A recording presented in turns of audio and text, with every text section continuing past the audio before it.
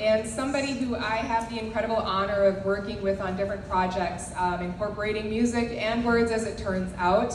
A good friend of mine, we went to high school together, graduated in the same year, 1997, go Warriors! Please join me in welcoming to the stage LD Kidd.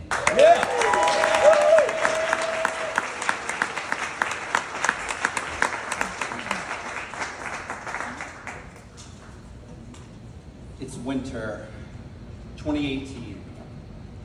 I'm 39, working in the dim light of a quiet house. Just months away from turning 40, and from a divorce I still don't fully know how to talk about. I'm at the dining room table trying to write show choir choreography. The lights are low. The hallway is dark, except for the soft glow of a nightlight from my 3-year-old's bedroom. That room, his room, we now share. I've laid a mattress on the floor next to his crib because it's quieter there than in the room I used to share with my wife. Our newborn Cohen is asleep upstairs with her, but Miles, my 3-year-old, is still awake. I can hear him tossing in his bed, little sighs, that soft thump thump as he punches his pillow, fighting sleep like it's the boss level in a video game. And I know it's coming. Dada? I sigh. Not out loud, just enough for my body to feel it. Because I know that going to sleep means waking up to the reality that I've created. Yeah, buddy? Lay down? I want to say no. There's so much work to do. I want to say no because it has been one of those days where it feels like I am failing at it all. Failing as a partner, as a choreographer, as a man, as a father. But I don't say no. Because the truth was, I needed him more that night than he needed me. I needed to hold his hand. I needed to believe that everything might still be okay. So as I lay down next to him and settle in, I wonder, did I ever have moments like this? Calling out for my dad at 3 years of age, needing comfort in the night. But the truth was, I didn't remember. My dad was in and out of our lives until he passed away. I wasn't 3 when he died, I was 12. Still a kid, wide awake at night, staring at the ceiling, asking questions I couldn't answer. Why did he have to leave? Was he up in heaven looking down on me? Did I do something to make him go? Was it my fault? Dad passed away on a cold night, December 15th, 1990. I remember the snow, sides slanted and heavy, the kind that comes down like it's angry at the ground. I remember my parents' fight. I remember the silence afterwards, how loud it felt. Louder than my mom's sobs echoing from upstairs. Louder than the sound of the door closing. I didn't want him to leave. I didn't want him to go out in that kind of night. But he left anyway. And I felt like I needed to stay with my mom. I wish I could rewind time and catch him at the door, say something, anything that would make him stay. just one more night without the tension, just one more night of us being a family. I was told that this later that my dad drove to where my twin brother was having a sleepover. He hugged him, kissed him, and then told him he wouldn't be around for a while. And then he was just gone. I don't know what happened next, not exactly, but what I do know is that he died alone that night. Everyone thought that he had driven to Waterloo to stay with his family. No one knew that he had returned.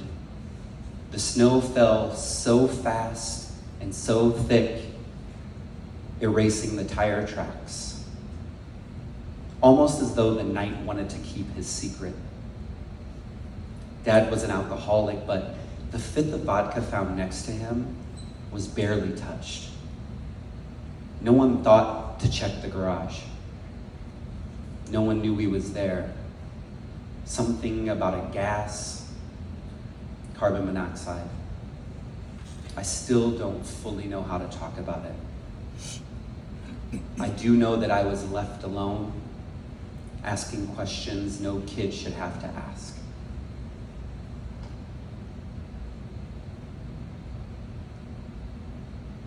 I asked those questions over and over.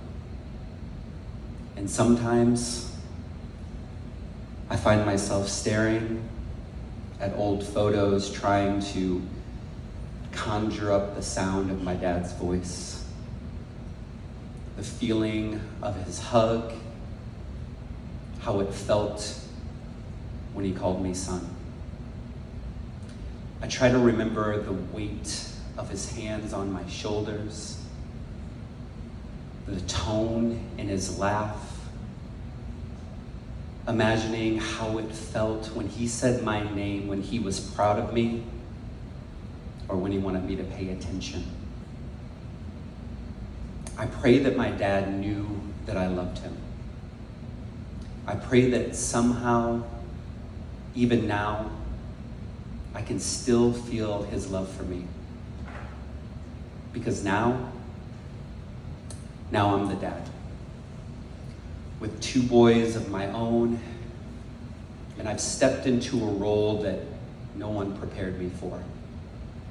No script, no manual, just vague memories I'm still trying to piece together of how my dad parented. Rides in the bed of his beat-up pickup truck, fishing whenever there was a river nearby, being scolded for throwing rocks in the river while he was fishing, and taking the catch home and cooking it in a hole in our backyard. And I'm remembering how I don't want to parent. With anger. I'm working on this.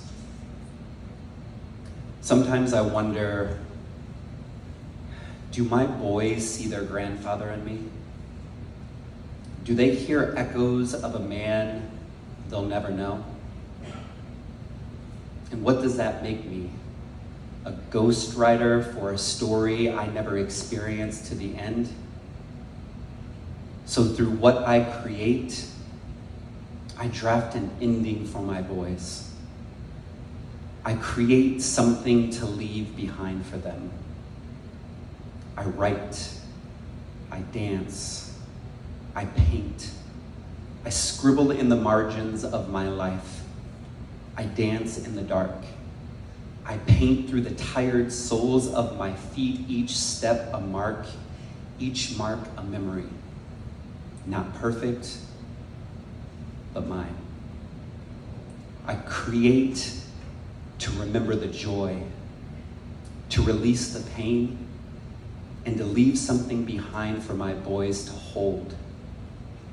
A tattered script filled with my dad's love for me and mine for them. Because no one gives you a script. Thinking about all this takes me even further back to 2014. There's choreography to be finished, but I'm in a hospital holding my firstborn son for the first time, and he is impossibly small. And I can't believe the nurses just handed him to me like I knew what I was doing. As I looked down at his tiny fingers wrapped around mine, something inside of me cracked wide open. Right there under flickering fluorescent lights, I made a promise. I will show up. I will be here. I will be the father I didn't have, the one I can't remember having. And I meant it. I still do. But no one told me how heavy that promise would feel every single day. No one told me how much of fatherhood is guessing, hoping, praying that you're getting it right. Now, don't get me wrong, I am not saying that fatherhood is harder than motherhood.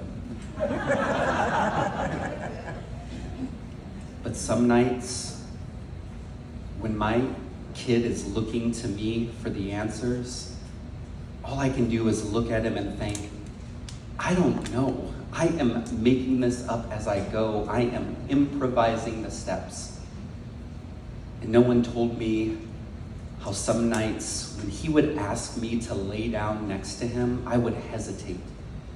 Not because I didn't want to, not because these songs don't choreograph themselves, but because being a father meant facing all the ways I didn't have one.